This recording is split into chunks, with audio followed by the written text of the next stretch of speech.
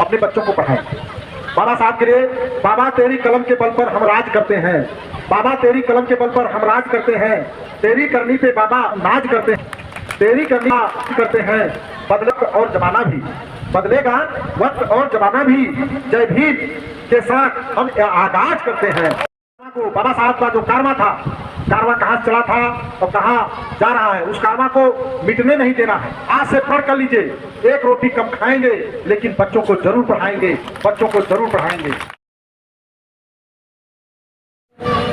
शिक्षा जो जी को मन करते, इस मानवता का पाठ जो देश में पढ़ाए संत कबीर, संत शिरोमणि रविदास, सभी के चरणों में नमन करते हुए उसी कारवां को आगे ले जाने वाले हमारे जिस प्रांगण में हम लोग इस गांव की बस्ती में बाबा साहब जिनका हम लोग जन्मोत्सव मना रहे हैं, बोधिसत्व भारत रत्न डॉक्टर भीमराव अंबेडकर जी को चरणों में नमन करते हुए मान्यवर कांसीराम जी ने, जिन्होंने 80 के दशक से दलितों पिछड़ों के लिए, मुस्लिमों के लिए इस कारवां को आगे बढ़ाते हुए आगे हम लोगों को यहाँ तक ले आए, उनको भी नमन करते हुए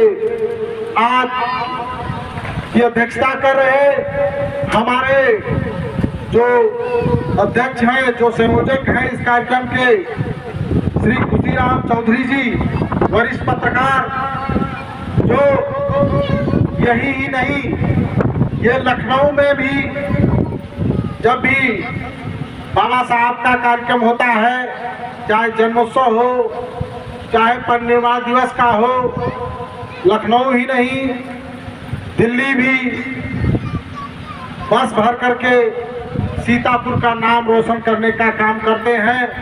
उनका मैं बहुत तहे दिल से स्वागत और अभिनंदन करता हूं। इनसे तो मैं 2018 से परिचित हूं, लेकिन आज उनके इस गांव में आने का हमें शुभ अवसर मिला, इन्होंने मुझे बुलाया, उसके लिए भी जो है इनको तहे दिल से साधुवाद देता हूं। और मंच पर आसीन श्री भगवती प्रसाद राजवंशी जी जो आरपीआई के प्रत्याशी जी हैं, उनका भी अभिनंदन है। श्री राज बहादुर जी जिला पंचायत लखनऊ में हैं, वो मेरे साथ आए हुए हैं, मंच पर आसीन हैं। श्री आलोक कुमार मौर्य जी, वो भी मेरे साथ आए हुए हैं। ये अम्बेडकर महासभा में उसी प्रांगण में रहते हैं जहाँ पर बाबा साहब की अस्थि कलश, जो जब बाबा साहब को अस्थि कलश वहाँ पर माँ सविताबाई अम्बेडकर जी ने वहाँ ले आकर के रखा है, उसका हम लोग साक्षात दर्शन कर सकते हैं। वो अस्थि कलश वहाँ है, वही रहते हैं। और शर्मा जी हैं और श्री मास्टर श्यामवीर सिंह जी जो इटावा से चल करके आए हैं, इन्होंने भी काफी आप लोगों को बाबा साहब का एक जो मिशन था शिक्षित बनो, उस पर बताया। श्री परशुराम सागर जी प्रबंधक सेवा संस्थान सीतापुर के हैं, आप ही लोगों के बीच हैं, ये रोज मिलते होंगे। इन्होंने भी बाबा साहब के ऊपर बताया। और ज्योतिबा फूले, सावित्री फूले, जिन्होंने लड़कियों के लिए शिक्षा का, लड़कियों के लिए केवल एक समाज के ही नहीं, तमाम समाज के, चाहे वो ब्राह्मण हो, ठाकुर हो, चाहे मौर्य हो, चाहे वैश्य हो, शूद्र हो, कोई किसी भी समाज के लोग हों, उनके लड़कियों महिलाओं के पढ़ने के लिए सावित्रीबाई फुले ने सबसे पहला लड़कियों का, बालिकाओं का स्कूल खोला था। उनको उनके विषय में आपने बताया। और हमारे बीच महेंद्र जी हैं, हमेशा मीडिया प्रभारी होते हैं। सामने बैठे हुए माननीय श्री खुशीराम चौधरी की मैडम है और सभी जितने यहाँ के बड़े बुजुर्ग जो आए हुए हैं स्वागत और अभिनंदन करता हूँ। बच्चों का स्वागत और अभिनंदन करता हूँ, महिलाओं का स्वागत और अभिनंदन करता हूँ। आज बाबा साहब के जन्मोत्सव पर आप लोग यहाँ पर उपस्थित हुए हैं, मैं उसके लिए बहुत आभारी हूँ। साथियों, बाबा साहब भीमराव अम्बेडकर जी हमारे इस देश में न रहते तो हम लोग क्या दशा हो। आज जो हम लोग मंच पर बैठे हुए हैं, सामने बैठे हुए हैं, ये दशा ये दिखने को नहीं मिलता। और उन्होंने संविधान लिखा, भारतीय संविधान लिखा। 2 साल 11 महीने 18 महीने 11 दिन में जो संविधान तैयार हुआ, सबसे पहले उन्होंने जो है उसको ड्राफ्टिंग कमेटी एक शब्द हर समाज को के लिए लिखा, उस संविधान में लिख दिया। उस वजह से आज सबको न्याय मिल रहा। तो सही करो। कहते हैं पहले रहने को झोपड़ी नहीं थी, पहले रहने के लिए झोपड़ी नहीं थी, आज महलों की रवानी है, आज महलों की रवानी है। पहले पीने का पानी नहीं था, आज आरओ का पानी है, आज आरओ का पानी है। ये किसकी मेहरबानी है? ये बाबा साहब भीमराव अंबेडकर की मेहरबानी है। ये बाबा साहब डॉक्टर भीमराव अंबेडकर की मेहरबानी। साथियों, ये बाबा साहब की कठिनाइयों का जिक्र आप सुनेंगे। उन्होंने बचपन से ही जब वो पढ़ने तो उनको उस समय इतनी कुरीतियां चल रही थी समाज में, इतनी जात व्यवस्था चरम पर था कि दलित पिछड़ों को सही ढंग से पढ़ने का अधिकार नहीं था। ये सब अधिकार शुरू से चले आ रहे थे। इसके पीछे हम लोग के कुछ साथी या कुछ लोग कहते हैं कि हम लोग यहाँ के निवासी हैं, मूल निवासी हैं, हम यहाँ के राजा हैं, हम यहाँ के वंशज हैं। ये बात कही है तभी न है। हम लोग यहाँ के वंशज हैं, राजा हैं, सब हैं, लेकिन कब थे? बहुत पहले थे। उसको कुचला गया। इतिहास सभी पढ़े होंगे, आज बच्चे पढ़ रहे हैं। उसको कुचला गया। तमाम आक्रांत आए जिन्होंने हमारे देश पर आक्रमण किया।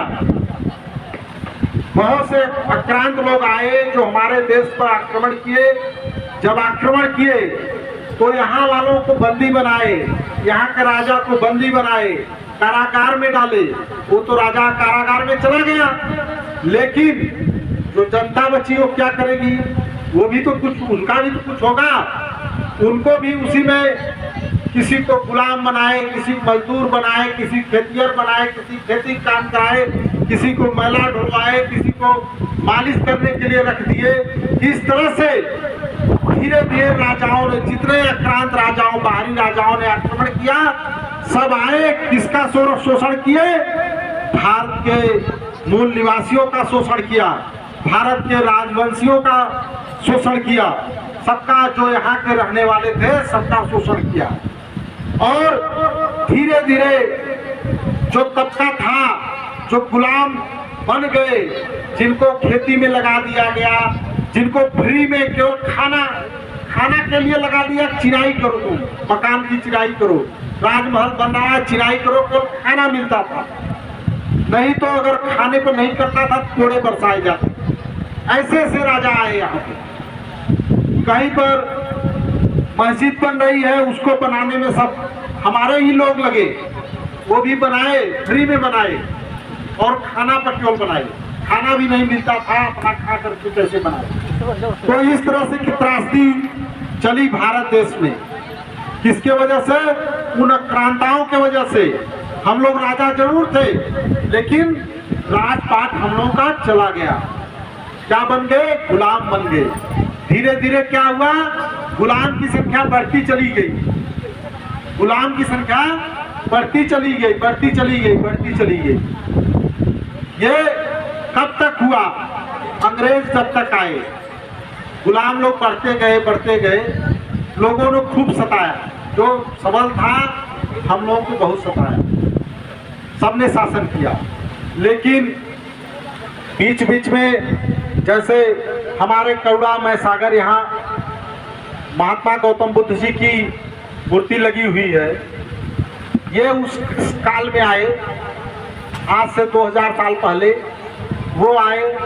उन्होंने मानवता का जब दुख देखा, लोग कहते हैं किताबों में, जब महात्मा गौतम बुद्ध जी गए, जब एक आदमी को लाठी लेकर के चल रहा था तो कभी उनको बाहर निकलने नहीं दिया जा रहा था, लेकिन जब निकले किसी अपने साथी के साथ तो लाठी लेके एक आदमी चल रहा था, उसको देखे, जब उसको देखे तो बोले ये क्या कर रहा है, ये कैसे चल रहा है भाई, अभी तो हम लोग यंग हैं और वो लाठी लेके क्यों चल रहा है। तो सारथी बताया कि सबकी गति लास्ट में ऐसे होती है। फिर चले गए वापस, फिर दूसरे दिन फिर निकले, फिर एक कंधे पर 4 लाश लेके जा रहे हैं, उसको देखे, कहे भाई ये क्या है, ये क्यों हो गया। कहे लास्ट में जब आदमी खत्म होता है तो यही सब शमशान पर ले जाते हैं जलाने, और यही सबका होना है लास्ट में। तो कहे ये तो बहुत गलत बात है, मानव इसके लिए कुछ करना चाहिए। उन्होंने अपना राजपाट, घर का सब कुछ जो पिताजी का था, अपना परिवार छोड़ दिया, अपना बच्चा छोड़ दिया। यहाँ की उनके पिताजी सबसे सुंदर लड़की से शादी कराए थे कि मतलब हमारा लड़का उसी में विरक्त होकर रह जाएगा और वो सन्यासी नहीं बनेगा। उसको भी छोड़ करके महात्मा गौतम बुद्ध जी निकल चले, और 6 साल बाद गया में उनको ज्ञान प्राप्त हुआ। गया जानते होंगे आप लोग, वहां उनको ज्ञान प्राप्त हुआ तो उन्होंने सारनाथ में अपने ज्ञान का प्रसार किया। तो उस काल में आए मानवता का पाठ पढ़ाने कि भाई कुछ तो लोग सुधरेंगे, कुछ तो सुधरेंगे कि भाई हमारे लोगों को सताएंगे नहीं, जो हमारे लोग गुलाम बन गए हैं उनको कोड़ा कम करेंगे, उनको खाने के देंगे, साथ बैठाएंगे। वो उस समय आए। इसके बाद बीच में तमाम लोग आए। हमारे कबीर साहब जिनका जन्म बनारस में हुआ था, 15वीं शताब्दी में आए, 13वीं शताब्दी में आए, 14वीं शताब्दी में आए। उन्होंने भी, उनके एक एक दोहे पर रिसर्च होता है, आज भी रिसर्च हो रहा है उनके दोहे पर। उन्होंने भी मानवता का पाठ पढ़ाया। उन्होंने किसी देवी देवता या किसी के पूजा पाठ में नहीं कहा, उन्होंने केवल मानव कल्याण के लिए काम किया। हमारे भी संत शिरोमणि रविदास जी आए, उन्होंने भी मानवता का पाठ पढ़ाया। इसी कारवां को आगे बढ़ाते हुए तमाम लोग चलते चले गए। आपके 18वीं शताब्दी में एक उदय हुआ 14 अप्रैल 1891 में।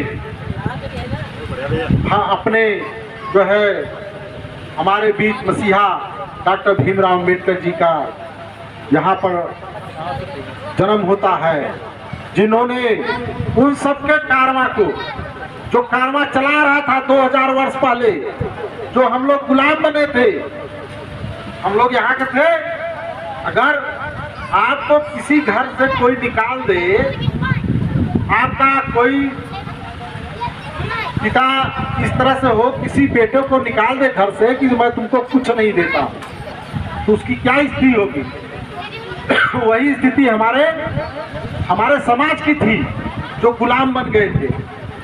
उनको क्या था, केवल काम करना था, खेती करना था, गौशाला देखना था, घुड़सवारी देखना था, इन्हीं का सब करना था। उसी में उनको खाना मिलता था, उसी में जो मिलता था खा पी करके रहते थे। ये स्थितियां थी। उसको जब बाबा साहब आए तो भाई उस समय अंग्रेजों का शासन था। हमारा यहाँ अंग्रेज का प्रधानमंत्री कहाँ बैठता था? लंदन में प्रधानमंत्री वहाँ बैठता था। और यहाँ पे केवल उसके जो है छोटे छोटे जैसे आज डीएम हैं, ऐसे ऐसे लोग यहाँ पूरा भारत चलाते थे। और उस समय वो कई देशों पर कब्जा किया हुआ था, तो वहाँ के लोग ऐसे ही पूरे भारत को कब्जा किए हुए थे। तो उस समय बाबा साहब की जीवनी पर थोड़ा सा प्रकाश डालते हैं। वो पढ़ाई कैसे किए, जब वो उस समय आए, जब जन्म हुआ, इसके बाद ऐसा नहीं कि वो एकदम कमजोर जगह पैदा हुए। उनके पिताजी भी सेना में थे, उनके दादा भी थे, दीवान थे, वो भी अच्छे मतलब मजबूत थे। चाहते तो वो अपनी काम निकाल लेते, लेकिन उन्होंने सबसे बड़ा रोल, आज महिलाएं हैं बैठी हुई, बाबा साहब जी गए, जब पढ़ने गए तो उनको किसी ने कुछ बोल दिया, लड़के छोटे छोटे रहते हैं बोल देते हैं, तो बोल दिया तो वो उससे थोड़ा सा लड़ने के लिए आतुर हो गए। फिर घर आए तो उनकी माताजी भीमाबाई थी, उन्होंने कहा बेटा लड़ना मत पढ़ना, लड़ना मत पढ़ना। तो ये उन्होंने गांठ बांध लिया कि नहीं हमको पढ़ना है, लड़ने वाला काम नहीं करना। वो फिर गए वहां से। फिर जब उनको टीचर चप्पल जहाँ रखा जाता है खिड़की के पास टीचर बैठाता है, वो वहीं से श्यामपट्ट पर देख करके पढ़ते थे। सब बच्चे अंदर बैठते थे, लेकिन वो वही खिड़की से देख देख करके पढ़ते थे। इस तरह से उन्होंने कक्षा 5 तक की पढ़ाई की, 1 2 3 4 5 तक की पढ़ाई की। पानी पीने के लिए सभी लोगों को मटके में पानी पीना था, उनको मटके में ही पानी पीने का जगह नहीं था, उनको मटके से ले आकर के ऊपर से पानी दिया जाता था। इस तरह की यात्राएं उस समय थी। तो उन्हीं के प्रति नहीं थी, पूरे दलित समाज के प्रति थी। पूरे जो गुलाम बन गए थे, जो राजाओं के द्वारा गुलाम बना दिए गए, दूसरे क्रांताओं के द्वारा गुलाम बना दिए गए थे, उनके प्रति इतिहास जानने की कोशिश करिए। तो उन्होंने उस यात्रा को सहा। फिर इसके बाद उन्होंने जब आगे पढ़ाई किया, पढ़ाई करते करते जब आगे बढ़े, जब पूरी शिक्षा प्राप्त करके जब वापस अपने घर आ रहे थे, तो स्टेशन से आप देखते होंगे बाबा साहब का सूट और बूट जिस परिधान में है, इसी परिधान में जब ट्रेन से उतरते हैं तो पहले इक्का चलती थी, घोड़ा गाड़ी चलती थी। आप हम भी कब बैठे हैं, आप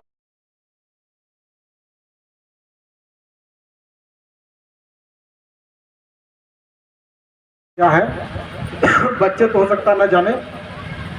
तो इक्कावान वहां देखा सूट बूट और अटैची लेके आदमी उतर रहा है ट्रेन से, तो सोचा बहुत बढ़िया होगा, हमको पैसा आज बढ़िया मिल जाएगा। अपना उतरा, बुलाया, आइए, उनका सामान मार रख करके बैठा लिया, लेके जाने लगा। रास्ते में जाते जाते कुछ दूर गया तो अब बातचीत में भाई बैठे हैं ड्राइवर और उसमें, दोनों में बातचीत होने लगती है। ड्राइवर मतलब उसमें इक्कावान जो था उसके में और बाबा साहब में बात चल गई। बाबा साहब अपने पिताजी का नाम बताए और बस्ती बताए, किस बस्ती में जाना है, ये जाना है।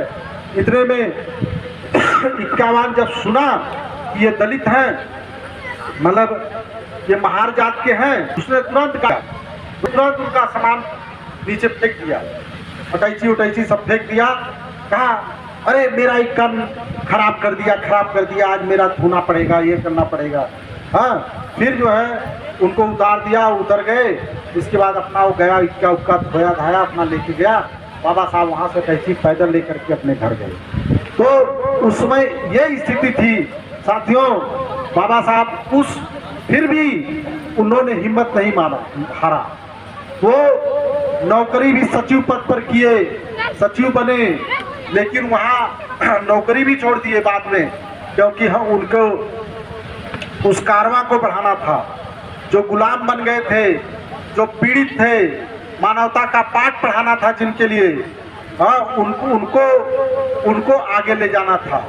इसलिए उन्होंने वो भी नौकरी छोड़ दिया और फिर उस मिशन में लग गए कि कैसे इन लोगों का उद्धार होगा।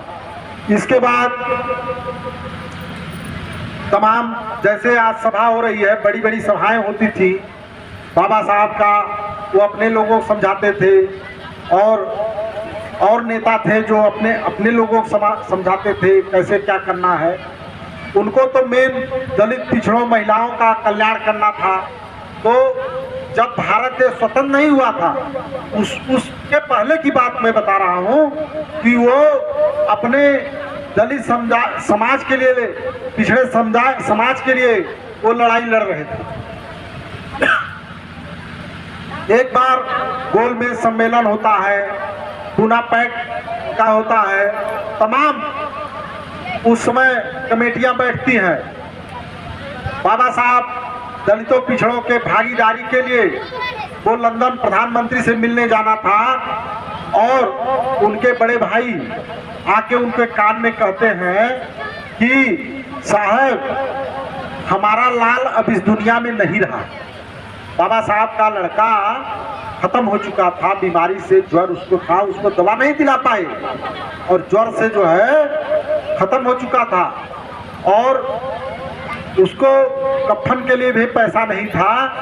और आकर के बाबा साहब को कान में उनके बड़े भाई कहते हैं कि लाल जो है इस दुनिया में नहीं है और आप अंतिम दर्शन कर लीजिए।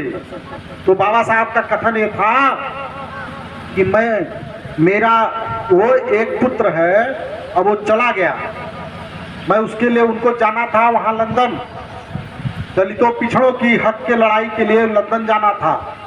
तो वो कहे कि मैं करोड़ों लड़कों के लिए लड़ाई लड़ रहा हूँ, कि हमारे करोड़ों लड़के हैं, एक लड़का चला गया ठीक है, लेकिन हमारे करोड़ों लड़के हैं, मैं उनके हक की लड़ाई लड़ने के लिए मैं जा रहा हूँ, वहाँ जाना जरूरी। तो बाबा साहब वहाँ चले गए और वहाँ जा करके अपना अधिकार रखे, जिसके तहत हम लोगों को 1938 में जो आरक्षण है, 3 कैटेगरियां बनी, अनुसूचित जात, अन्य पिछड़ा वर्ग, सामान्य वर्ग, ये 3 कैटेगरियां बनी, जिसमें हम लोग आज ये अनुसूचित जात को 21% आरक्षण मिलता है और बैकवर्ड को 27% आरक्षण मिलता है और बाकी में सबका अधिकार था। आज क्या स्थिति है वो आगे पहुंच जाएगा। तो साथियों, उन्होंने वो लड़ाई लड़ा। फिर इसके बाद भारत देश स्वतंत्र हुआ। 15 अगस्त 1947 को भारत का विभाजन भी हुआ, पाकिस्तान बना, बांग्लादेश एक में था, दोनों बन के बना। इसके बाद ये भारत अपना था ही। फिर बाबा साहब को ये संविधान बनाने का अवसर मिलता है। संविधान बनाने का प्रारूप कमेटी के अध्यक्ष बनते हैं। तो उन्होंने संविधान में सभी वर्गों के लिए ध्यान रखा, खास करके दलित पिछड़ों के लिए। ये क्योंकि ज़्यादा न जमीन थी इनके पास, ज़्यादा पिछड़े थे, न जमीन थी, न घर था, न मकान था, न अच्छी जिंदगी थी। कैसे जिंदगी बिताते थे ये आप लोग समझ सकते हैं। तो इनके लिए सबसे पहले जो है इन्होंने संविधान में लिखा और तमाम जो है कानून बनाया। SC ST कानून जो बना है उनके संविधान में लिखा हुआ है। आज जो हम लोगों को कोई बात आती है तो आज थाने पर जाते हैं, न्याय मिलता है, तो बाबा साहब अम्बेडकर जी ने उसमें लिखा कि अगर इनको जो है ये अधिकार नहीं देंगे तो इनका फिर शोषण होता रहेगा। ऐसे ही शिक्षा का अधिकार हुआ और मंदिर में ये सब तमाम घुसने का, तमाम जो लड़ाइयाँ थी वो तो पहले से ही चला आ रहा था, वो सब भी अधिकार मिला। तो साथियों, बाबा साहब के बहुत उपकार हैं। उन्होंने संविधान में पिछड़ों के लिए भी दिया, पिछड़ों के लिए, जिसमें आपके तमाम मौर्य हैं, पटेल हैं और बिंद हैं, ये सब समाज आते हैं जो वो पिछड़ों के लिए 27% आरक्षण दिया। यादव हैं, सभी को जो है उसमें 27% आरक्षण में आया। फिर हिंदू महिलाओं के लिए ये सोचे कि वो मेन बात उनकी थी कि भारत का विकास कैसे हो सकता है, मेन सोच उनकी थी। जब पाकिस्तान और भारत का विभाजन हो रहा था तभी किसी ने कहा कि वहाँ का जो प्रधानमंत्री थे पहले, उन्होंने कहा कि बाबा साहब आप भी अपने लिए कोई दलितों के लिए एक देश मान लीजिए। उन्होंने कहा मेरा पहला भारत है और मेरा अंतिम भी भारत है। मतलब वो भारत का विभाजन नहीं चाहते थे। हमारे मतलब मैं जीवित भी भारत में रहूँगा और मेरा मृत्यु भी भारत में रहेगा। तो उन्होंने भारत को अपना देश माना और भारत के विकास के लिए उन्होंने देखा क्या करना पड़ेगा। उन्होंने रिजर्व बैंक की स्थापना किया। उन्होंने जब वो ये कानून मंत्री थे और रिजर्व बैंक की स्थापना किया और तमाम जो है किताबें अर्थशास्त्र के भी ज्ञाता थे, उन्होंने भारत के विकास के लिए भी तमाम जो है नियम कानून दिए। हिंदू कोड बिल महिलाओं को देखे कि महिलाएं उस समय समाज में ये था केवल दलित समाज की महिलाएं नहीं, सवर्ण समाज की महिलाएं भी पढ़ने के लिए नहीं जा पाती थी। उनके लोग स्कूलों में नहीं भेजते थे, उनके लोग भी स्कूलों में नहीं भेजते थे। महिलाओं को जाएंगी वहाँ कैसे जाएंगी, कैसे रहेंगी, ये सब तमाम भ्रांतियाँ थी। बाबा साहब उनके लिए भी, पूरे महिला समाज के लिए, केवल दलित महिला के लिए नहीं, सवर्ण चाहे ब्राह्मण की हो, क्षत्रिय की हो, चाहे वैश्य की हो, चाहे किसी भी समाज की महिला हो, सबके लिए उन्होंने लड़ा। हिंदू कोड बिल के लिए लड़ा। उसमें कांग्रेस सरकार थी, कांग्रेस सरकार में कानून मंत्री थे, उन्होंने कानून मंत्री से इस्तीफा दे दिया महिलाओं के लिए। तो उन महिलाओं को तो देवी देवता को छोड़ करके बाबा साहब के चरणों में नतमस्तक होना चाहिए उन लोगों को, सभी महिला समाज के लिए। आज महिलाएं जो है, महिलाओं हर पदों पे आ रही है। आज हमारी राष्ट्रपति महिला है, माननीय जो है महामहिम राष्ट्रपति द्रौपदी मुर्मू जी, और तमाम पदों पर चाहे विधायिका हो, चाहे एमपी हो, चाहे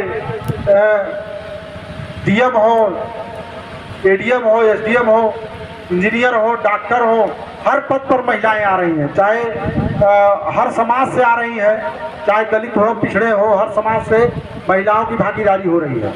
तो साथियों, ये किसकी देन है? बाबा साहब अम्बेडकर की, संविधान की देन है कि महिलाएं भी आगे बढ़ रही हैं। उस कारवा को जिन्होंने हिंदू कोड बिल के लिए जो है इस्तीफा दे दिया था, तो उसको बाद में माना गया और जो है महिलाओं को 20% का आरक्षण आज जो मिल रहा है वो उन्हीं की देन है, बाबा साहब। तो हम लोग जितना भी कहें बाबा साहब के लिए कम है। तो एक नारा है, बाबा साहब, बाबा साहब, बाबा साहब। साथियों, आज हम लोग पढ़ लिख रहे हैं। बाबा साहब का मेन उसमें मोटो था। अभी हमारे बीच जो इटावा से आए हैं उन्होंने बताया कि सबसे पहले मदिरा, शराब, इस सबसे बाबा साहब सबसे दूर रखते थे। अब हम नहीं चेतेंगे। उनके कारवां को बढ़ाने का मकसद क्या है? अगर हम नहीं चेतेंगे, इससे दूर नहीं रहेंगे, फिर वही गुलाम बन जाएंगे, गुलाम बंसी हो जाएंगे। हैं? तो वो संविधान है वो हमारी रक्षा कर रही है।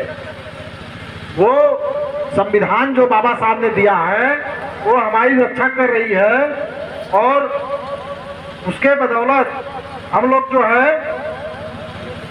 आगे जो है पढ़ लिख करके आगे बढ़ रहे हैं। तो जो वो कभी शराब नहीं छुए थे तो हम लोगों को भी चाहिए कि वो न छुएं, अपने बच्चों को पढ़ाएं। बाबा साहब के लिए बाबा तेरी कलम के बल पर हम राज करते हैं, बाबा तेरी कलम के बल पर हम राज करते हैं, तेरी करनी पे बाबा नाज करते हैं, तेरी करनी करते हैं।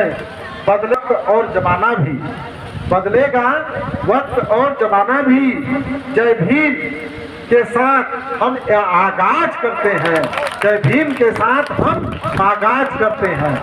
साथियों, अब हम लोगों को उस कारवां को, बाबा साहब का जो कारवां था, कारवां कहाँ से चला था और कहाँ जा रहा है, उस कारवां को मिटने नहीं देना है। आज जो बच्चे हैं, बच्चे ये छोटे छोटे बच्चे हैं, हम लोग नहीं बताएंगे तो क्या जान पाएंगे। ये जब बड़े होंगे तो अगर बाबा साहब के मिशन को हम नहीं बताएंगे, बाबा साहब के जो उनका संघर्ष रहा है, जो उनका योगदान रहा है इस भारत देश के लिए, उसको हम नहीं बताएंगे तो ये छोटे बच्चे जान नहीं पाएंगे और तो उस कारवां को आगे नहीं। हमारे श्री राम जो एक कार्यक्रम, और ऐसे ही ये कारवां आपका बढ़ता रहे।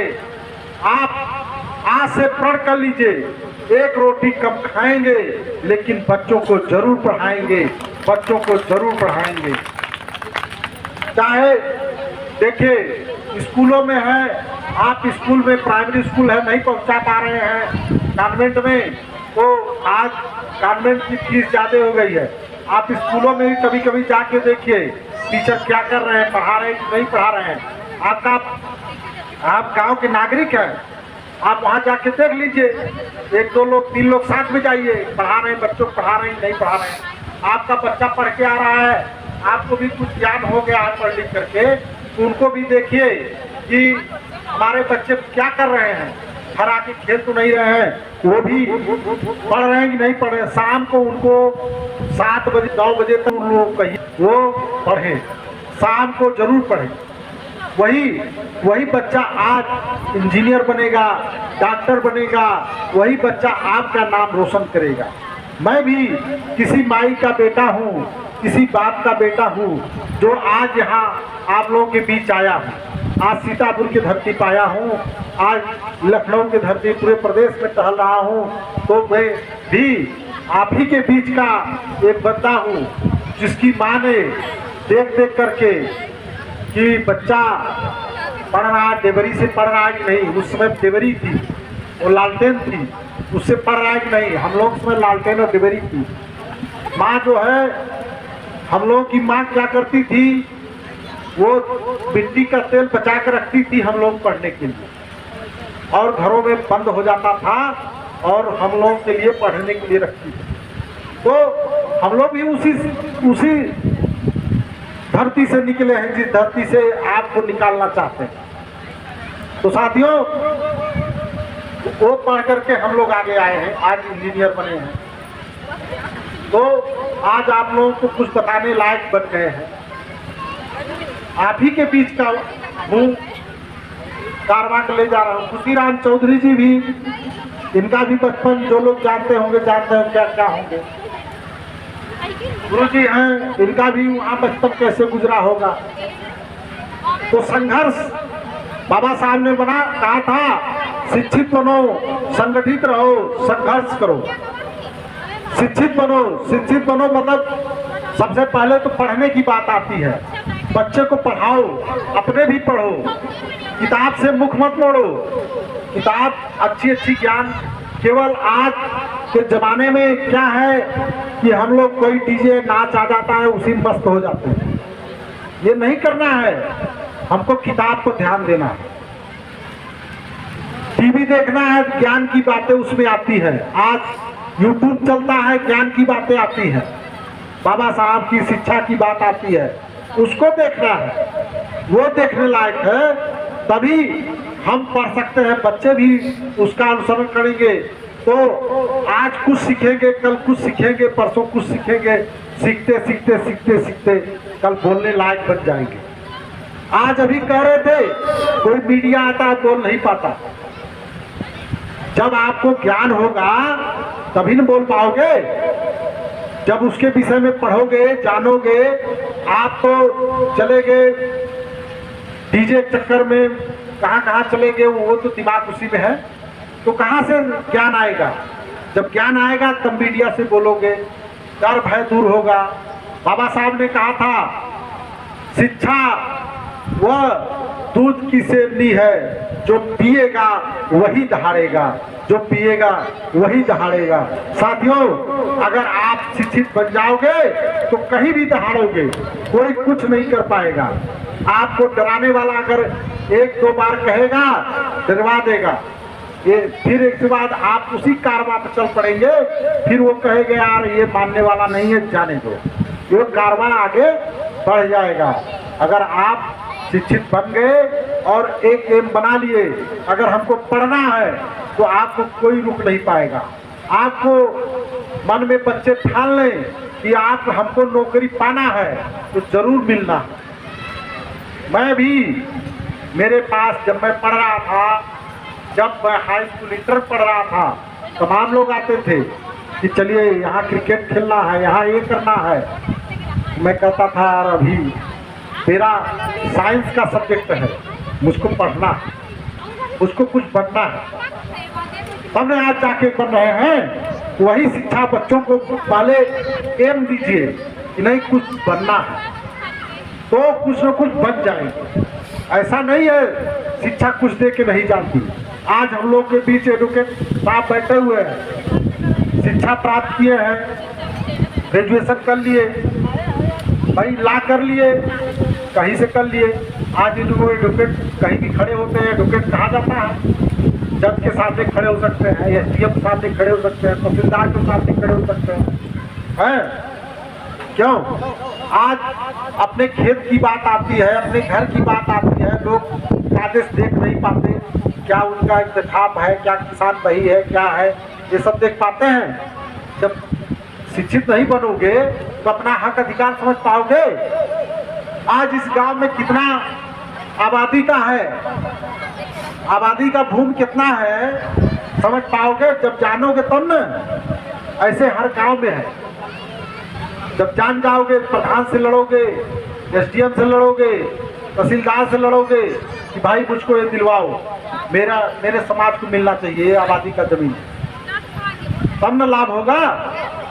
सबसे पहले शिक्षित बनो, फिर इसके बाद संगठित बनो, फिर संगठित बनो। जब शिक्षित बन गए तो ये नहीं कि एक नेता इधर जाए, एक नेता उधर जाए, एक नेता इधर जाए। तो जब अलग अलग नेता जाएंगे शिक्षित बन के तो क्या हो सकता है? कुछ हो सकता है? नहीं नहीं। वो इधर गया, वो फलाने बुला लिए चले गए, उधर बुलाए उधर चले गए, वो इधर चले गए, इधर चले गए, चारों चले गए। चारों शिक्षा वाले जो आपके समाज के थे, चारों चार भाग में बट गए। कुछ कर पाएंगे गांव का? नहीं कर पाएंगे। जब वो एक होएंगे, चारों स्तंभ खड़े होएंगे, चारों खड़े हो जाएंगे एक साथ, तब जाकर के आपका बात एसडीएम मानेगा, तहसीलदार मानेगा, सब मानेंगे। अगर संगठित नहीं रहोगे तो कुछ नहीं। आप संगठन के बल पे आप लोगों ने ये घेर लिया, मतलब बन गया, तो संगठन के बल पे बना है ना, तो इस कारवा को आगे बढ़ते रहना चाहिए। संगठन में जो संगठित बाबा साहब ने कहा था उसमें कमी नहीं आना चाहिए। हम लोग भाई कमी बेसी किस पे नहीं है, थोड़ी बहुत कमी बेसी सब में है। उसको छोटी छोटी गलतियों को, भ्रांतियों को भूल करके भाईचारे के साथ संगठित रहना पड़ेगा। इसके बाद संघर्ष करो। तीसरी बात कही थी उन्होंने, संघर्ष करो।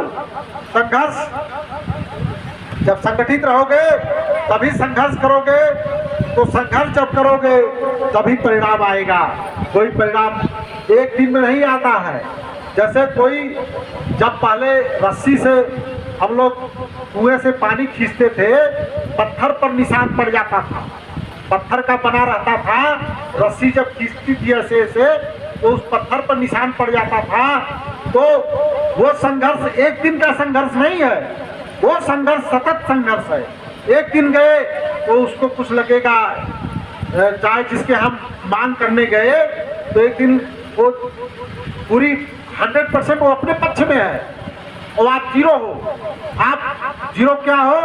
आप लोग संगठित बन करके 10 लोग, 5 लोग, 20 लोग संगठित हो करके आप लोग कहीं डिमांड करने गए, अपनी कोई बात लेकर के गए, चाहे थाने पर हो, चाहे तहसीलदार के यहाँ हो, चाहे ग्राम पंचायत पीडीओ के यहाँ हो, चाहे जिसके यहाँ हो, अपनी अगर बात लेकर के गए तो वो पहले